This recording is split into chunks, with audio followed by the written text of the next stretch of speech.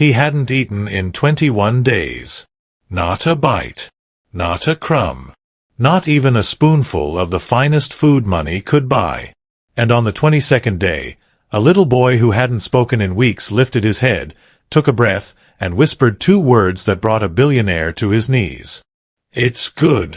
But here's the part no one could explain. It wasn't the $15,000 chef's meal that saved him. It was a simple lunchbox, carried on a crowded city bus by a poor girl no one even let through the gate. If stories about love, family, and second chances mean something to you, take a moment to subscribe. Because this one, it stays with you. Caleb David Montgomery had built an empire out of code, risk, and sleepless nights. In San Francisco, people didn't just know his name, they respected it, feared it, envied it. His mansion in Pacific Heights overlooked the Golden Gate Bridge like a throne above the city. Everything in his world was precise, controlled, and expensive. Everything except his son. 4-year-old Levi Montgomery sat at the far end of a 12-seat dining table that looked more like it belonged in a museum than a home. His small legs dangled in the air, nowhere near the floor, his body swallowed by the oversized chair. In front of him sat a masterpiece. Saffron risotto. Perfectly plated. Golden. Fragrant. Untouched. Levi didn't even look at it. Instead, his eyes drifted toward the window, unfocused, distant, like he wasn't really there anymore. Caleb stood a few feet away, his hands locked tightly behind his back, his jaw clenched so hard it looked painful. "Try again," he said quietly. One of the chefs stepped forward, forcing a confident smile. "Levi, buddy, I made this just for you. It's very special." No response. Not even a blink. The room felt heavy. Suffocating. Behind them, lined up like soldiers awaiting judgment, stood 5 professional chefs, 2 nutritionists, and a pediatric specialist. Each of them carried degrees, awards, reputations. And not one of them could get a 4-year-old boy to eat. Caleb finally turned, his voice low but sharp enough to cut through steel. "How long has it been?" The head nutritionist hesitated. "Sir, today marks 3 weeks." 3 weeks. 21 days.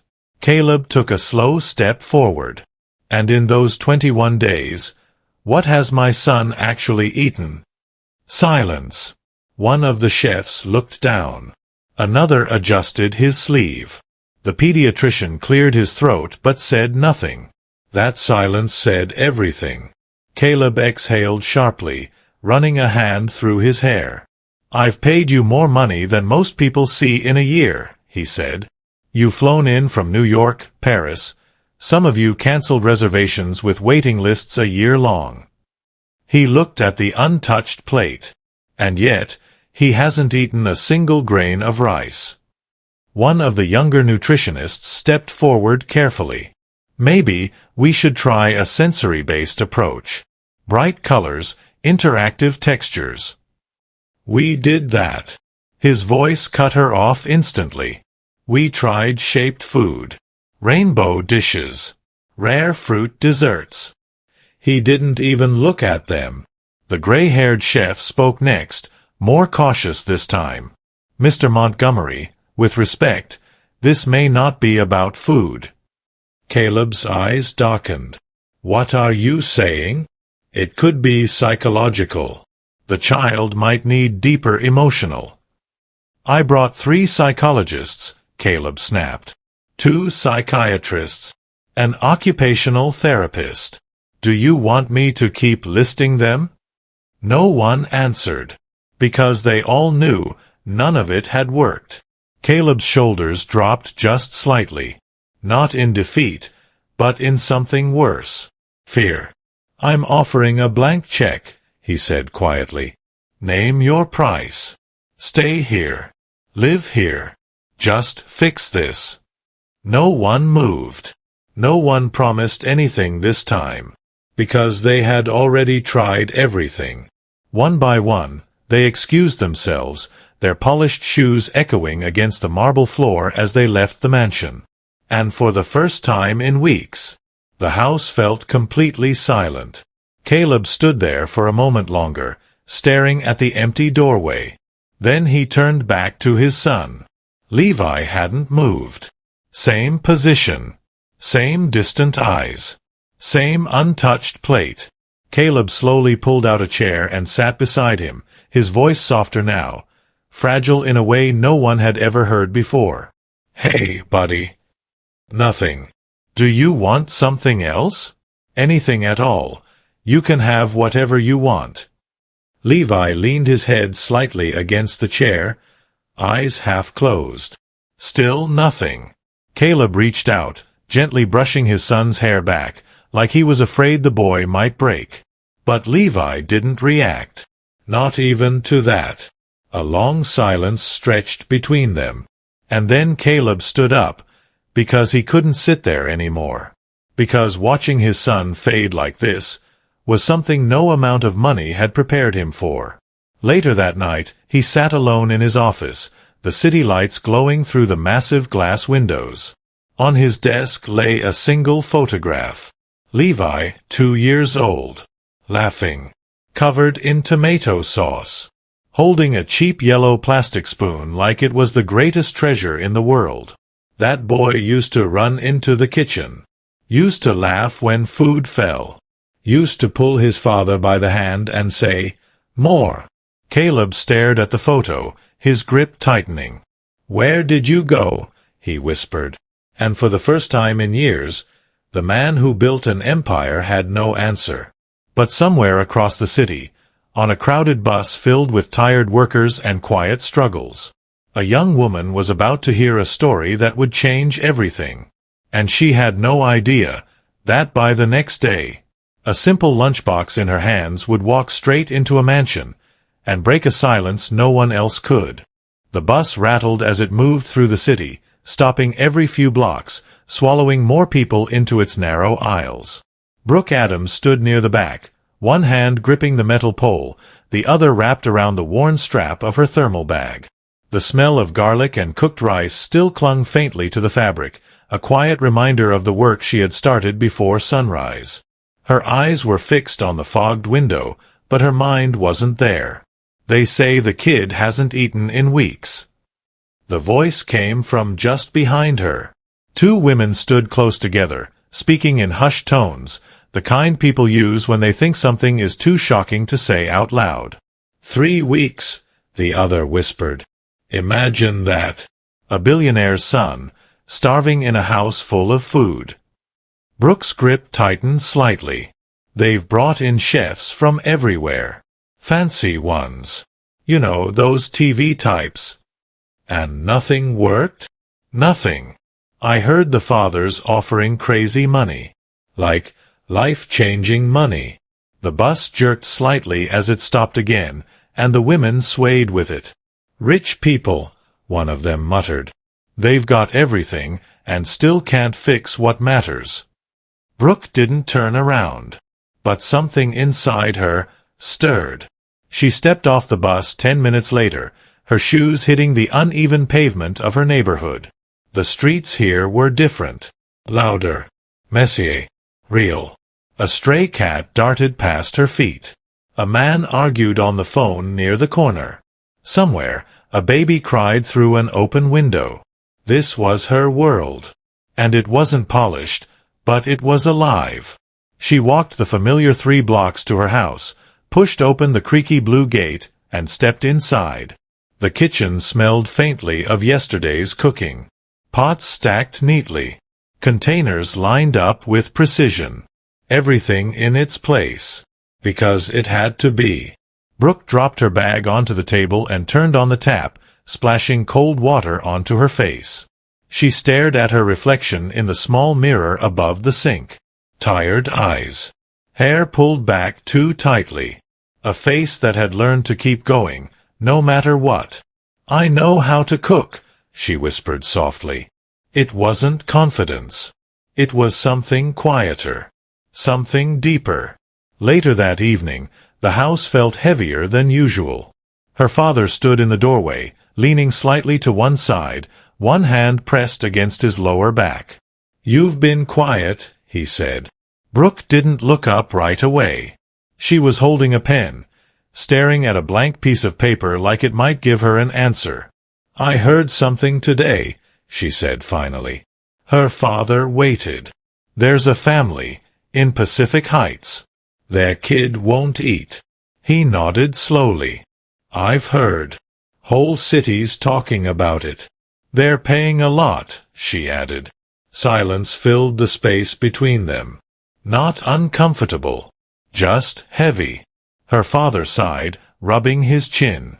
"People like that don't see us, Brooke." "Not really. To them, we're just help." "I know," she said quietly. Her voice didn't carry anger, just truth. "But Mom needs her medication," she continued, glancing toward the hallway. "And the roof's still leaking. We're running out of time, Dad." That landed. He looked down for a moment, then nodded once. "Then go," he said softly. "Just don't forget who you are when you walk through those gates." Brooke gave a small nod. That night, she moved through the kitchen with a different kind of focus. Not rushed. Not tired. Intentional. She cooked her usual orders first. 32 containers, packed carefully, labeled by neighborhood. Each one prepared the same way she always did. But then, she paused and reached for another container. This one was different. She rinsed the rice slowly, her hands steady. Cooked it just the way her grandmother had taught her, letting it steam, not rush.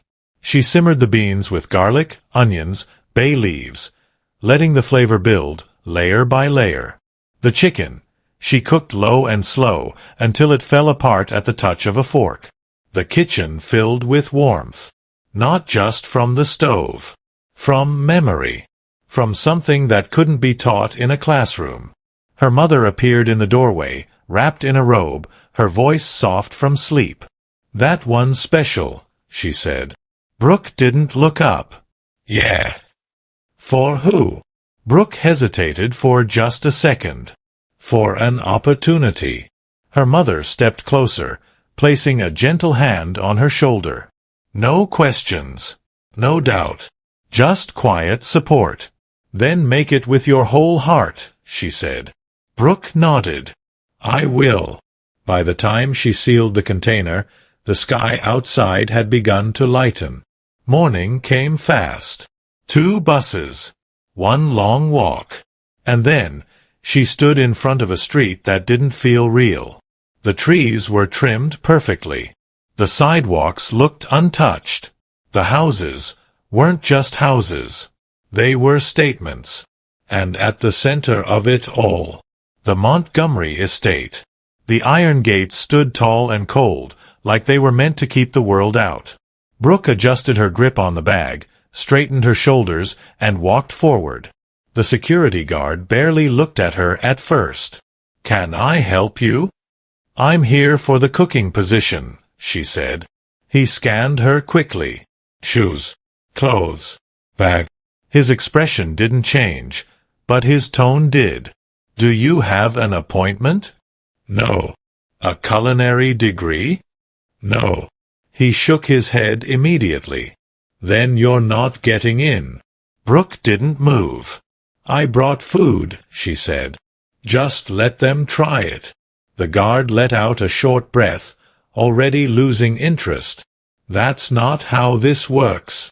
Before she could say anything else, the gate opened behind him. A man stepped out. Tall. Immaculate. White chef's coat, gold-stitched name across the chest. He looked at Brooke and smiled. But there was no kindness in it. "Another one?" he asked. The guard nodded slightly. "Trying to be." The chef chuckled under his breath, glancing at Brooke's bag. "My dear, this isn't a street market." The words were calm, but they hit hard. Brooke felt the sting, but she didn't step back. She met his eyes. "Maybe that's the problem," she said quietly. The smile faded. For a moment, just a moment, the air shifted. And then, "Security," the chef said coldly. Brooke knew she wasn't getting in. Not today.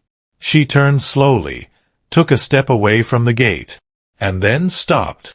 Because just to the side, near a smaller entrance, a young worker was carrying crates inside. Brooke looked at him, then at the container in her hands, and something inside her made a choice. She stepped toward him, her voice low, almost a whisper. "Hey, can you do me a favor?" The boy hesitated. Brooke held out the lunchbox. "Just give this to the little boy." He looked at it, then back at her. And for a brief second, the entire story balanced on that moment. The boy glanced over his shoulder, checking if anyone was watching. His grip tightened around the crate he was holding. "I'm not supposed to take anything from outside," he said under his breath. Brooke nodded quickly. "I know. I get it. But it's just food. Nothing fancy. Nothing dangerous." He hesitated. There was something in her voice, not pushy, not desperate, just honest. "Please," she added softly. "It's for him."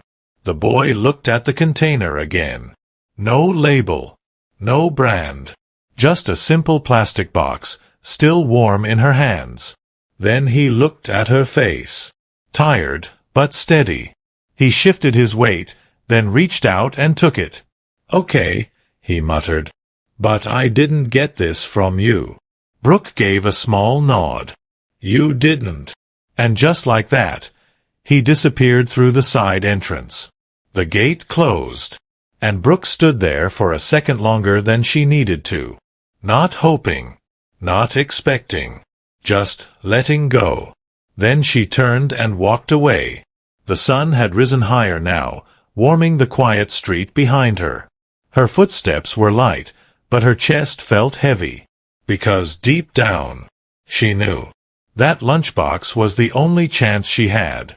Inside the mansion, the kitchen buzzed with quiet precision. Steel counters gleamed. Knives chopped in rhythm. Pots simmered under careful watch. The boy who had taken the container slipped in through the side door, placing the crate down quickly before pulling the lunchbox out and setting it on the far counter. He looked at it once, unsure, then shook his head and went back to work. Minutes passed. Then more. The lunchbox sat there, unnoticed, almost forgotten. Until, "What is that?" The voice cut through the room like a blade. "Constance." She stepped forward, her posture sharp, her eyes scanning everything with quiet authority. Her gaze landed on the plastic container like it didn't belong in the same world. The boy froze. "Someone left it at the gate," he said quickly. Constance's lips tightened. She walked over, picking it up carefully, almost like it offended her. No label. No inspection. No approval. She opened the lid slightly. The steam had faded, but the smell hadn't. Garlic. Bay leaf. Slow-cooked chicken. Warm. Familiar. Real. For just a second, her expression flickered. Then it hardened again. "This is unacceptable," she said firmly. "Throw it away." The boy reached for it, but before his fingers touched the container. "What is that smell?" Another voice. Lower. Tired. But commanding. Caleb had just entered the kitchen, phone pressed to his ear. His tie loosened like he had forgotten about everything except one thing. He stopped mid-step. Mid-sentence. "Call me back," he said into the phone, then hung up without waiting for a response. His eyes moved slowly toward the counter, toward the container. Constance stepped slightly in front of it. "It's nothing, sir. Just something left at the gate. I was having it disposed of." Caleb didn't respond. He walked past her, each step deliberate, his gaze fixed. He reached the counter and looked down at the food. Simple. No decoration. No artistry. Just food. And yet, something about it hit him. Not logically. Not professionally. But somewhere deeper. Somewhere older. A memory flickered across his face. A kitchen. Smaller. Warmer. A woman humming softly while stirring a pot. He hadn't thought about that in years. "What is it?" he asked quietly. "No verified source," Constance replied. "We don't know where it came from. It could be unsafe." Caleb didn't look at her. "Take it to Levi." The words landed softly. But there was no room for argument. Constance stiffened. "Sir, we can't risk. Take it to my son."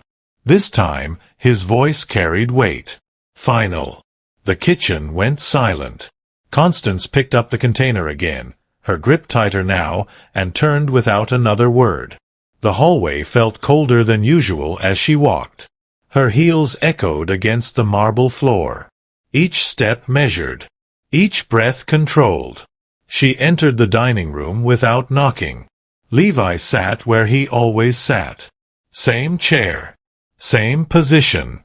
Same stillness. A new dish had been placed in front of him. Another expensive creation. Another failure waiting to happen. Constance set the plastic container beside the fine china. Her voice clipped. "Your father insisted." Then she stepped back. Waiting. Not expecting anything. Because nothing had worked. Not once. Levi didn't move at first. His eyes remained distant. But then, something shifted. His nose twitched slightly. A small, almost invisible reaction. The smell reached him. Not sharp. Not overwhelming. Just warm. He slowly turned his head. Looked down. The container sat there, out of place among the polished plates and silver utensils. Rice. Beans. Chicken. Nothing special. And yet, everything about it felt different. It didn't look like something meant to impress. It looked like something meant to be eaten. Levi's fingers moved. Slowly. Carefully. He reached for the fork. Picked it up. Paused. The room felt like it was holding its breath. Constance didn't move. Didn't blink. Levi poked at the chicken first. Just a small piece.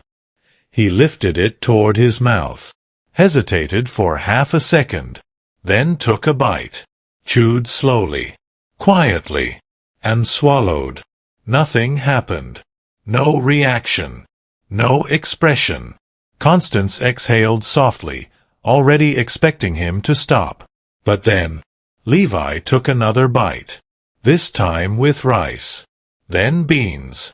Then more chicken. Faster now. Focused. Present. The fork tapped softly against the container, a steady rhythm breaking through weeks of silence. His feet stopped swinging. His body leaned forward. He was there. Actually there. Constance's eyes widened just slightly. She took a step back. Then another. And turned quickly, walking out of the room faster than she meant to. Down the hallway. Toward the office. "Mr. Montgomery." Her voice wasn't as composed this time. "Sir, he's eating." Upstairs, Caleb froze. For a second, he didn't move. Didn't breathe. Because he had heard those words before. Too many times. False hope. Empty promises. But something in her voice. This was different. He dropped the file in his hand. And ran. Down the stairs. Across the hall. Into the dining room. And stopped. Because there it was. Levi. Eating. Not hesitating. Not turning away. Just eating. The container was already half empty. Caleb's hand moved to the doorframe, gripping it tightly as something inside his chest broke open. Relief. Sharp. Overwhelming. His vision blurred. Levi looked up. Their eyes met. and in a voice that sounded fragile, unused. The boy spoke. "It's good." Caleb didn't realize he was crying until he felt it. He wiped his face quickly, almost like he was embarrassed by it. "Who made this?" he asked, his voice unsteady. Constance stood behind him, still trying to process what she had just seen. "A woman," she said. "She came to the gate. No appointment. No credentials." Caleb looked down at the container again. No name. No mark. Nothing. He turned back toward the door. "Find her." His voice was calm now, but there was something powerful beneath it. "Find her before the sun goes down." And somewhere across the city, Brooke Adams had no idea that her life had already changed. The city felt different that afternoon, though nothing had changed. Cars still moved through traffic. People still rushed past each other without looking. The noise, the motion, the weight of everyday life, it all carried on. But somewhere beneath it, a quiet search had begun. Inside a black SUV, a man in a dark suit studied a tablet, his eyes scanning still images pulled from security footage. "There," he said, tapping the screen. A frozen frame showed Brooke standing at the gate, her posture straight, her bag held tightly against her side. No fear, just quiet determination. "Zoom in." The image sharpened slightly. "Run it through local matches," he added. "Focus on food delivery routes. Independent vendors." The driver nodded. "Yes, sir." It didn't take long. People like Brooke, they weren't hidden. They were just overlooked. 3 blocks into the outer neighborhoods, the SUV slowed. The streets narrowed. The houses aged. Paint chipped. Fences leaned slightly out of place. Real life. The man in the passenger seat glanced out the window, then back at the file. "Brooke Adams," he read quietly. 28. No company listed. No business registration. Just work. The SUV stopped in front of a creaky blue gate. Inside, Brooke was in the middle of packing orders, her hands moving quickly, rhythmically. Rice. Beans. Chicken. Close the lid. Stack. Repeat. She didn't hear the engine at first. It was the soft honk that made her pause. Her father stepped into the kitchen behind her, frowning slightly. "You expecting someone?" She shook her head. Slowly, she walked toward the window and pulled the curtain aside just enough to see. The car didn't belong there. Clean. Polished. Out of place. Her stomach tightened. "I'll check," she said quietly. She stepped outside, pushing the gate open carefully. The driver was already waiting, standing straight, hands folded in front of him. "Ms. Brooke Adams?" he asked. Her name sounded different coming from someone like him. "Yes. I'm here on behalf of Mr. Caleb Montgomery." The air shifted. Brooke's fingers tightened slightly around the edge of the gate. "He would like you to come with me," the driver continued. "As soon as possible." Behind her, she could feel her parents watching. Waiting. Hoping. "I have deliveries," she said, her voice steady but soft. The driver nodded once. "Arrangements can be made for that." It wasn't a request. It was certainty. Brooke glanced back inside. Her mother stood near the doorway now, one hand resting against the wall for support. Her father stood beside her, quiet but alert. Their eyes met. And in that moment, no words were needed. Her mother gave a small nod. "Go." Brooke turned back to the driver. "Give me 5 minutes." She moved quickly after that. Changed her clothes. Tied her hair back. Washed her hands like she always did before stepping out into the world. But this time, it felt different.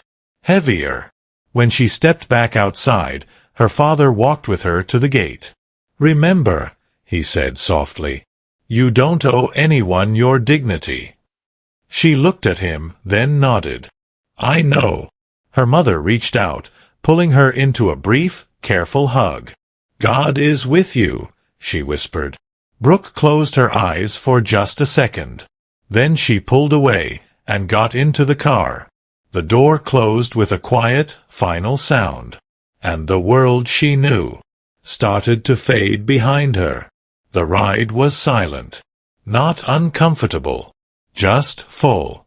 Brooke sat with her hands folded in her lap, watching as the streets changed outside the window. Small houses turned into larger ones. Noise softened into quiet. Color faded into polished calm. She didn't speak. Neither did the driver. Because there was nothing to say. When the gates opened this time, no one stopped her. No questions. No judgment. Just a quiet, effortless entry. The same place that had rejected her yesterday now welcomed her without a word. Brooke felt it. That difference. And it didn't sit right with her. The car stopped. The door opened. "This way," the driver said. She stepped out slowly, her shoes touching the smooth stone path. Everything felt too perfect, too controlled, like it didn't leave room for mistakes. Inside, the air was cool, almost cold. The silence echoed. Constance was waiting, her expression unreadable. "This way," she said shortly, turning without greeting. Brooke followed. Her eyes moved quickly, taking everything in. The walls, the art, the space. It didn't feel like a home. It felt like something staged. Her footsteps sounded louder than they should have. And then, they stopped. Caleb stood near a tall window, his back partially turned. He looked different. Not polished. Not composed. Tired. When he turned to face her, his eyes locked onto hers immediately. No hesitation. No judgment. Just focus. "Was it you?" he asked. No introduction. No small talk. Just the question that mattered. Brooke held his gaze. Yes. The room went still. Caleb took a step closer. "How?" he asked. Not accusing. Not doubting. Just trying to understand something that didn't make sense to him. Brooke let out a small breath. "I cooked," she said simply. Caleb's brow tightened slightly. "That's not what I meant." "I know," she replied. She glanced down at her hands for a moment, then back at him. "You gave him food to look at," she said quietly. "I gave him food to feel." Caleb didn't move. Didn't interrupt. So she continued. "Everything in that house is perfect," she said. "Clean. Expensive. Controlled." Her voice softened. "But kids don't eat perfection. They eat comfort." Something in his expression shifted. Just slightly. "You think it's that simple?" he asked. "No," she said honestly. "It's not simple." She paused, then added gently, "It's human." The silence between them deepened. Not tense, just a heavy with truth. Caleb looked away for a moment, his jaw tightening. Then he turned back. "My son hasn't spoken in weeks," he said. "Yesterday, he did." His voice dropped. "He said your food was good." Brooke didn't smile, didn't react. Because to her, that wasn't a miracle. It was something else. "He wasn't ready before," she said. Caleb's eyes narrowed slightly. "Ready for what?" Brooke held his gaze. "For someone to stay." That landed. Not loud, not dramatic, but deep. And for the first time, Caleb didn't have an immediate answer. Because somewhere inside him, he knew. She wasn't just talking about food. And in the quiet that followed, footsteps echoed faintly from down the hall. Small. Careful. and getting closer. The footsteps slowed near the doorway. Like, careful, almost unsure. Brooke turned her head slightly. Levi stood there, small, quiet, watching. He didn't step fully into the room. Just stayed close to the wall, his fingers brushing against it like he needed something to hold on to. But his eyes, they weren't distant anymore.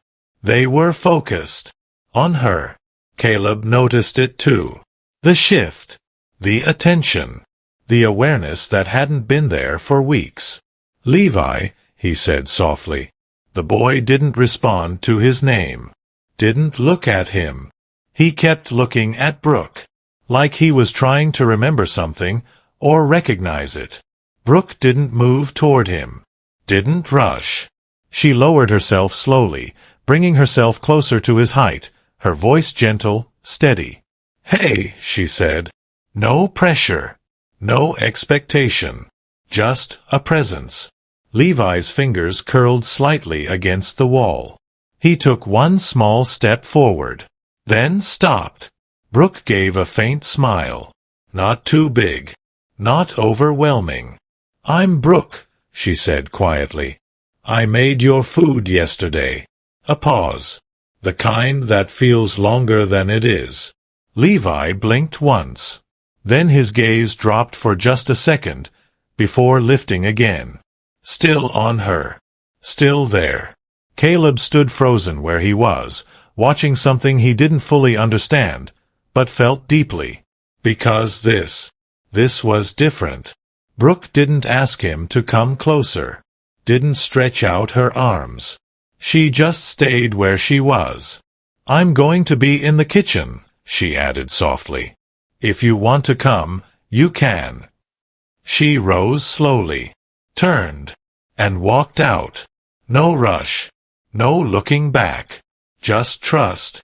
Levi stayed in the doorway. For a moment. Then another. Caleb took a step forward. "Levi." But the boy moved. Not toward him. Toward the hallway. Toward the kitchen. Caleb stopped. Watched. And for the first time in weeks, he didn't try to control what happened next. The kitchen felt warmer than the rest of the house. Not because of the temperature. Because of movement. Life. Brooke stood by the counter, rolling up her sleeves as she looked through the cabinets. Her eyes moved quickly. Imported oils. Rare spices. Expensive ingredients she had never used before. She closed one cabinet. Then another. This wasn't what she needed. She reached into her bag and pulled out a small notepad, scribbling something down. Footsteps. Soft. Behind her. She didn't turn right away. Just kept writing. Then she spoke. "You found your way." Levi stood a few feet away, his hands hanging loosely at his sides. He didn't answer. But he didn't leave either.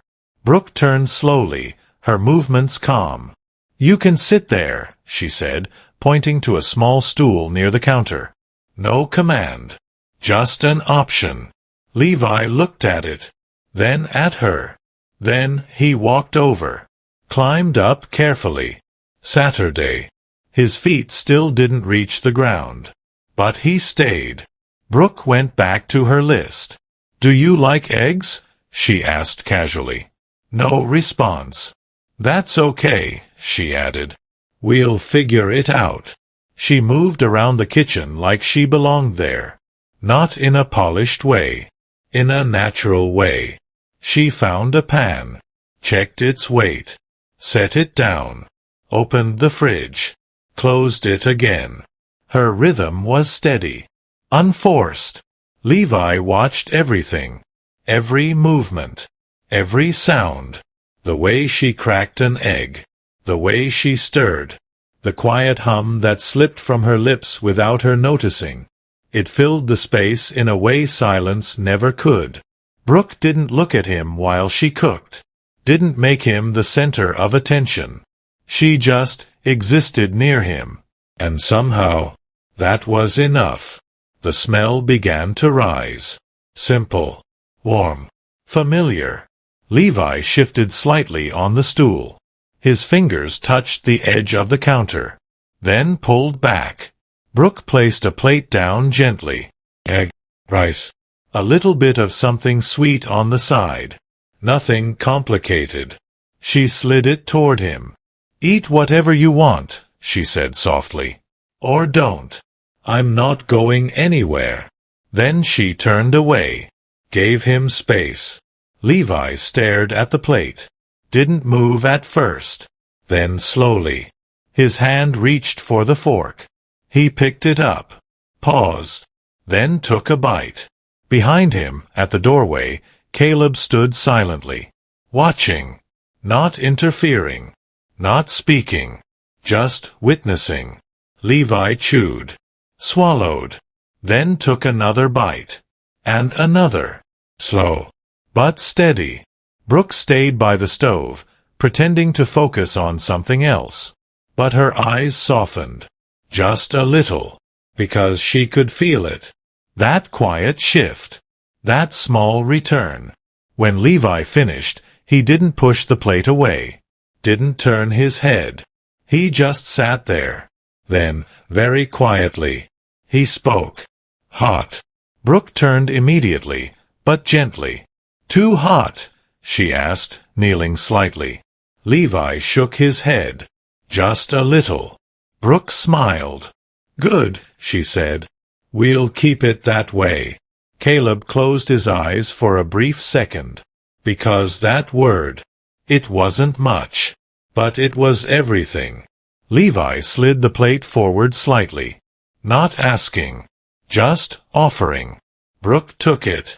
Tomorrow, she said softly, we'll try something else. Levi looked at her. Really looked this time, and didn't look away. From the doorway, Caleb watched the moment stretch, and something inside him shifted again. Not fear, not desperation. Something unfamiliar, something quieter. Hope. But hope came with risk.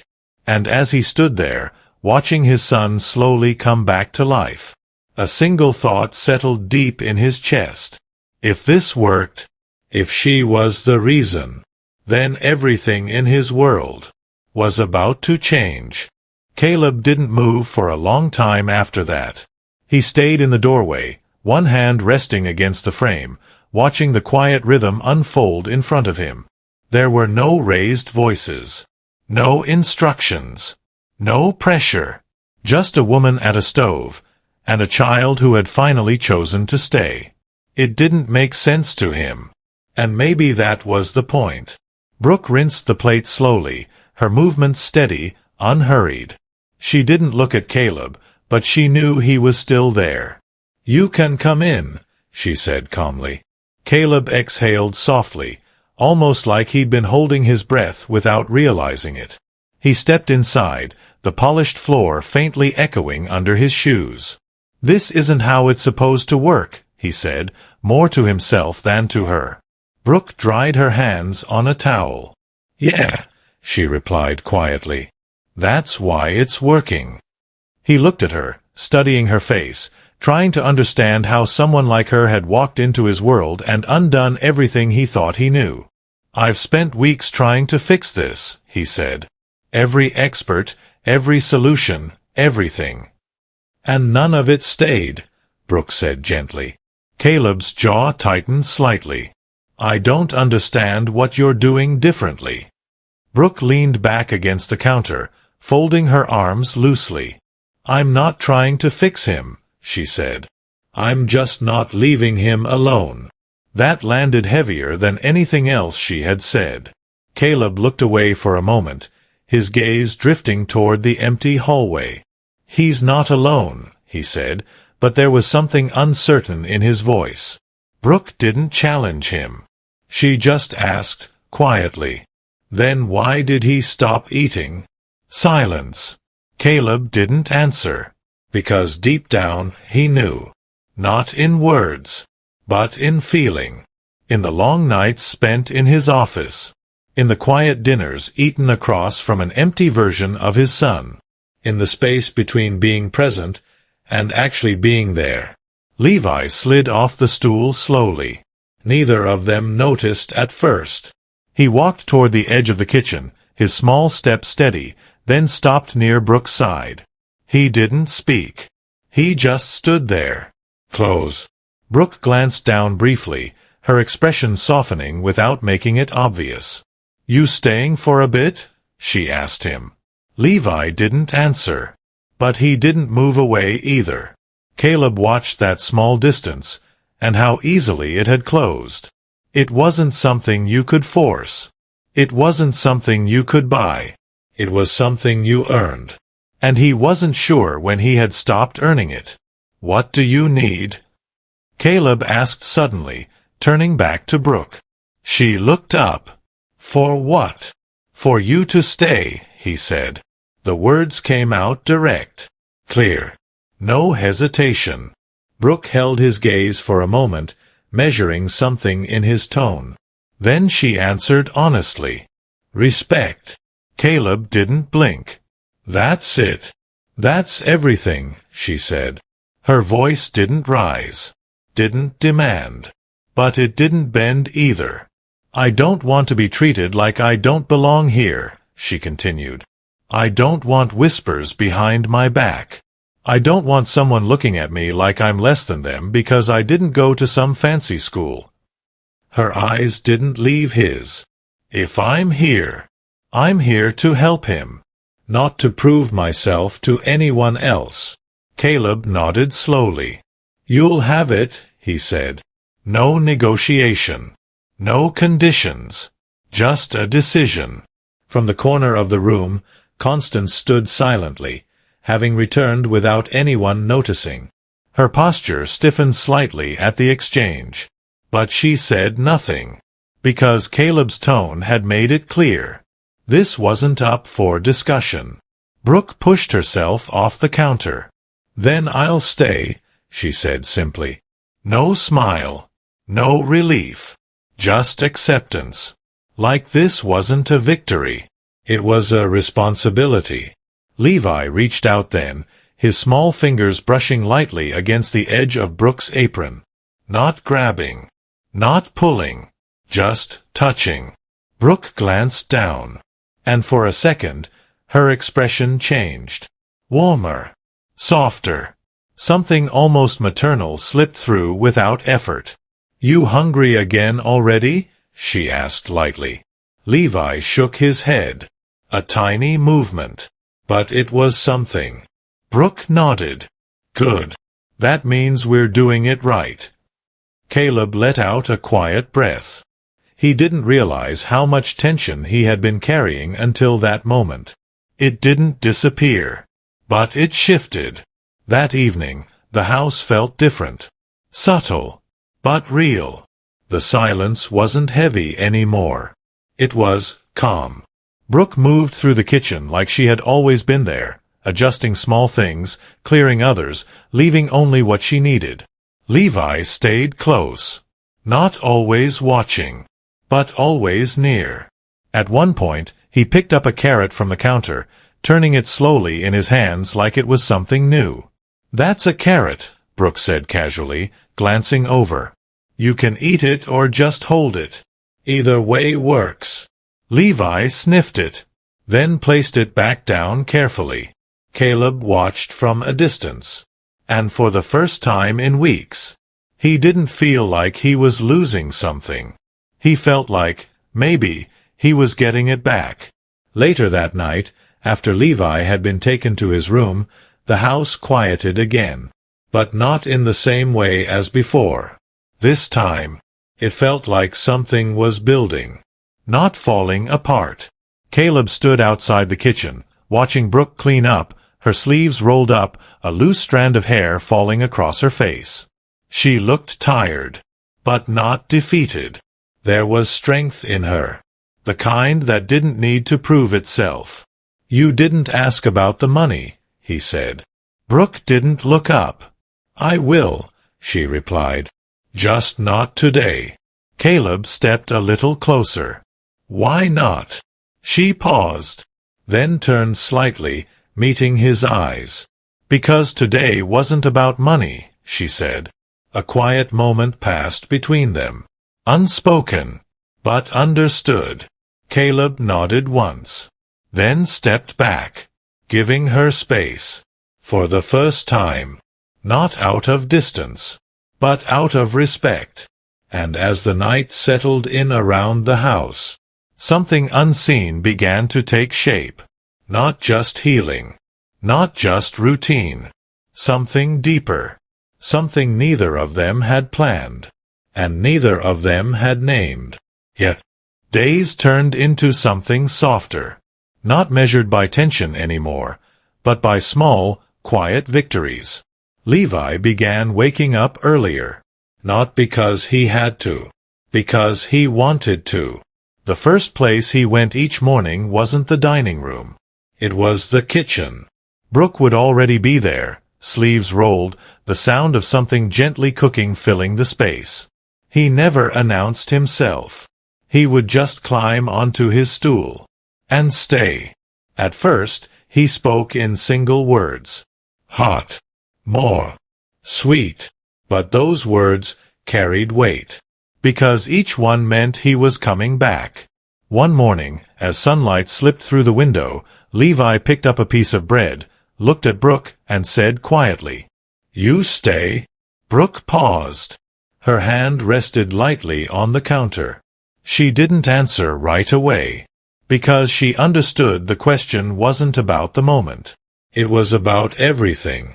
She crouched slightly, bringing herself to his level. "I'm here," she said softly. Levi nodded, and for the first time, he smiled. It was small, barely there, but it changed the entire room. From the doorway, Caleb saw it, and something inside him gave way. Not in pain, in release, because that smile was something he thought he had lost forever. Weeks passed. The house changed. Not in structure, in feeling. The silence that once echoed through every hallway had been replaced by something warmer, something human. Levi laughed now. Not often, but enough. Enough to remind them both that he was still a child, and not a problem to be solved. One evening, Caleb stood alone in his office, staring at the city below. The lights stretched endlessly, a reminder of everything he had built, everything he had controlled, everything he had won. And yet, none of it had brought his son back. He closed his eyes briefly, and for the first time, he admitted something to himself. He had been present, but he hadn't been there. That night, he walked into the kitchen quietly. Brooke was standing by the stove, stirring something slowly, her movements calm, grounded. "You were right," he said. She glanced at him, but didn't ask what he meant. "I tried to fix him like he was a problem," Caleb continued. "I threw everything at it. Money. Experts. Solutions." He stepped closer, his voice quieter now. But he didn't need fixing. Brooke turned to face him fully. "No," she said gently. He needed someone who wouldn't leave. Caleb nodded, and for a moment, neither of them spoke, because there was nothing left to argue, only truth. "I wasn't there," he said finally. The words came out heavy, honest. "I thought providing everything meant I was doing enough." Brooke's expression softened. "You were trying," she said. "But trying isn't the same as staying." He let out a quiet breath. "No, it's not." From the hallway, small footsteps approached again. Levi. He walked in slowly, then without hesitation, moved straight toward Caleb. That hadn't happened before. Caleb froze slightly. Not out of fear. Out of disbelief. Levi reached up, not saying anything, just asking. Caleb bent down carefully and lifted him into his arms. The boy rested his head lightly against his shoulder. Caleb held him there, tight, not wanting to let go. Not this time. And in that moment, everything else faded. The money. The power. The image of who he thought he had to be. None of it mattered. Because the only thing that had ever truly been at risk was right there in his arms. "I'm here," Caleb whispered. "Not to promise, but to prove." Levi didn't respond. He didn't need to. He just stayed. And that was enough. The days that followed were no longer about recovery. They were about living. Breakfast together. Simple meals. Quiet conversations. Levi began asking questions. Pointing at ingredients. Repeating words. Learning again. Not because someone told him to. Because he felt safe enough to try. And Brooke. She didn't lead. She didn't control. She stayed. Constant. Steady. Present. Exactly what he had needed all along. One afternoon, as the three of them sat together, Levi looked between them and said something that stopped time. Family. It wasn't loud. It wasn't practiced. But it was clear. And it was real. Caleb looked at Brooke. Brooke looked at Levi. And in that quiet space, everything found its place. Not perfect. Not planned. But true. Because in the end, it wasn't the expensive meals that saved a child. It wasn't the polished world built on success and control. It was a simple truth. A plate made with care. A presence that didn't disappear. A heart that chose to stay. And sometimes, that's all it takes to bring someone back. Not money. Not status. Just love. Given honestly. If this story touched your heart, consider subscribing. And tell me in the comments, where are you watching from?